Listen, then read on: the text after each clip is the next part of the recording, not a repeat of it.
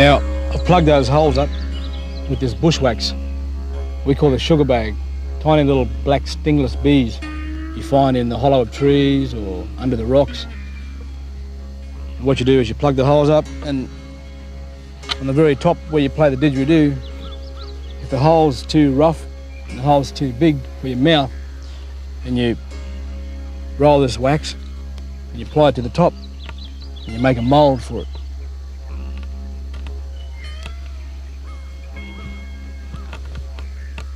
Like so. If the hole's too big, then you make it smaller to suit your mouth.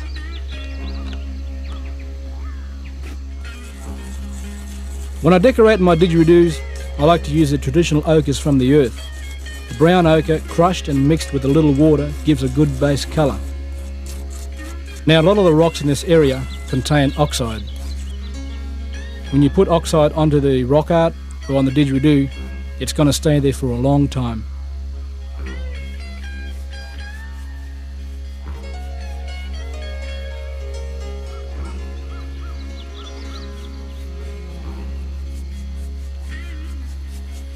You can make your didge as individual as you are. On this one, I've used a black band, which represents the people of this country, and groups of these yellow dots, which represent the stars and the sun.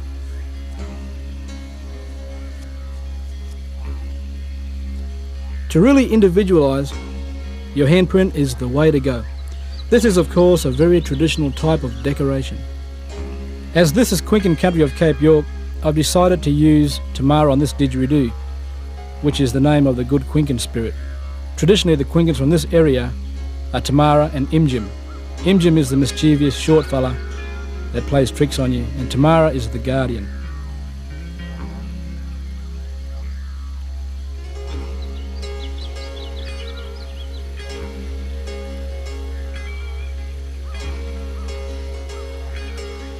Here we have it, the finished product, ready to play.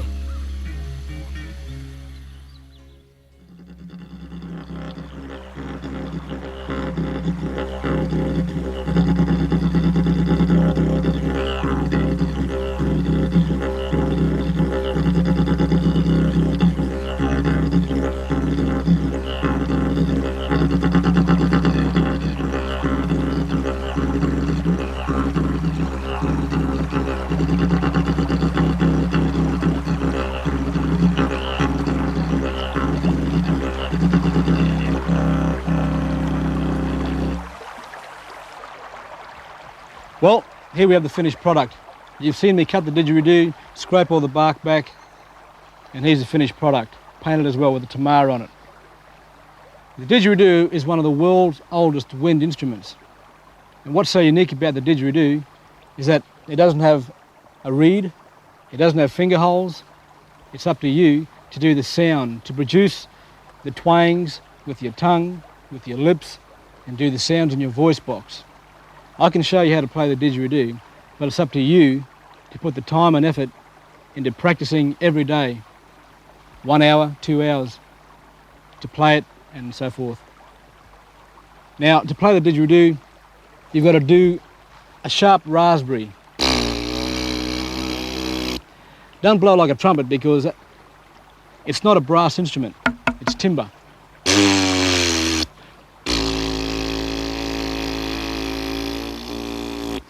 This is what it sounds like.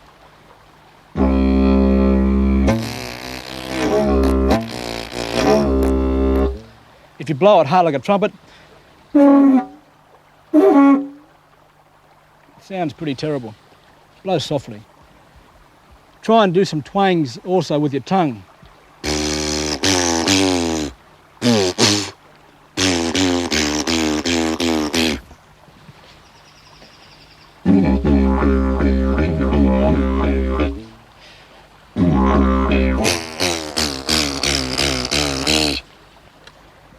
Now the voice box is there for its purpose also.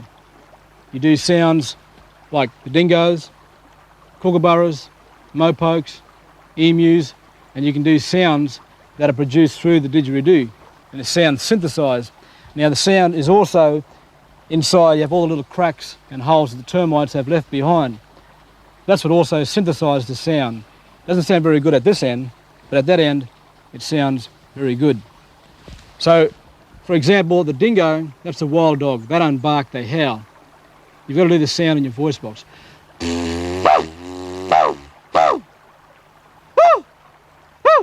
Throw the voice, but vibrate it at the same time. To do a dingo, for example, do 5 short calls and 1 big long one.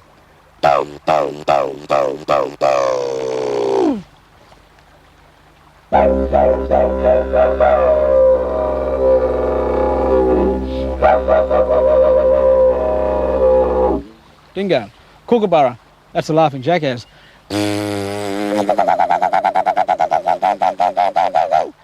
Bit faster, takes practice.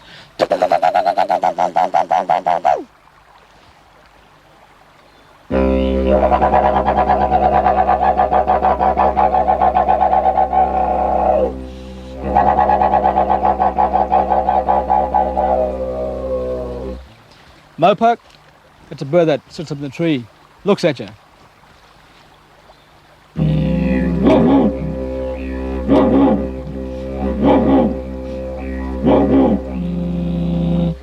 Brolga, that's a large crane.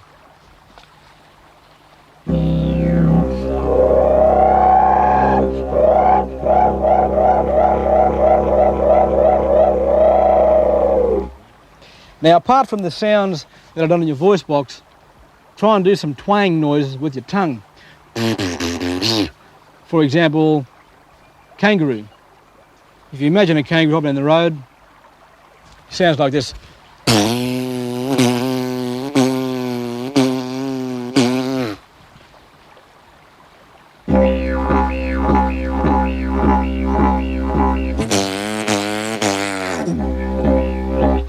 That's a big fella. Imagine a little Joey trying to keep up with him. Some little things that you can experiment with. Now, apart from the sounds, we now get on to the next step, such as recycle breathing. That's the hard part. Now, didgeridoo players